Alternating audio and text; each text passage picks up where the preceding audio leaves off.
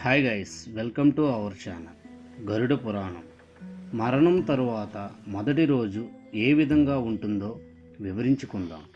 గరుడ పురాణం ప్రకారం మరణం తరువాత మొదటి రోజు చాలా ముఖ్యమైనది.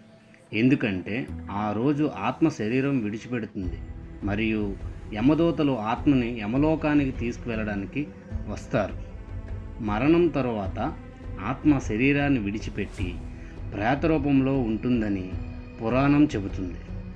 ఈ సమయంలో ఆత్మ భౌతిక ప్రపంచంతో సంబంధం కోల్పోతుంది. గరుడ పురాణం ప్రకారం పాపాలు చేసిన వ్యక్తుల కోసం యమదూతలు వస్తారు. వారు ఆత్మను తన కర్మల ప్రకారం యమలోకానికి తీసుకువెళ్ళడానికి సిద్ధమవుతారు. ఆత్మ పాపకారులైతే భయంకరమైన యమదూతలు ఉంటారు.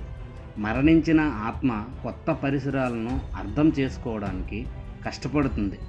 శరీరం లేకుండా కొత్త జీవితంలోకి ప్రవేశించడం ఆత్మకు భయంకరంగా అనిపిస్తుంది. మరణానంతరం అంత్యక్రియలు మొదటి రోజే చేయబడతాయి. శరీరాన్ని దహనం చేయడం లేదా సమాధి చేయడం వంటివి ఈ కర్మలలో భాగం.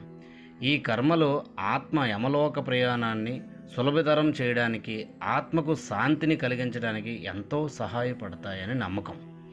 కుటుంబ సభ్యులు ఆత్మశాంతి కోసం పితృకర్మలను ప్రారంభిస్తారు.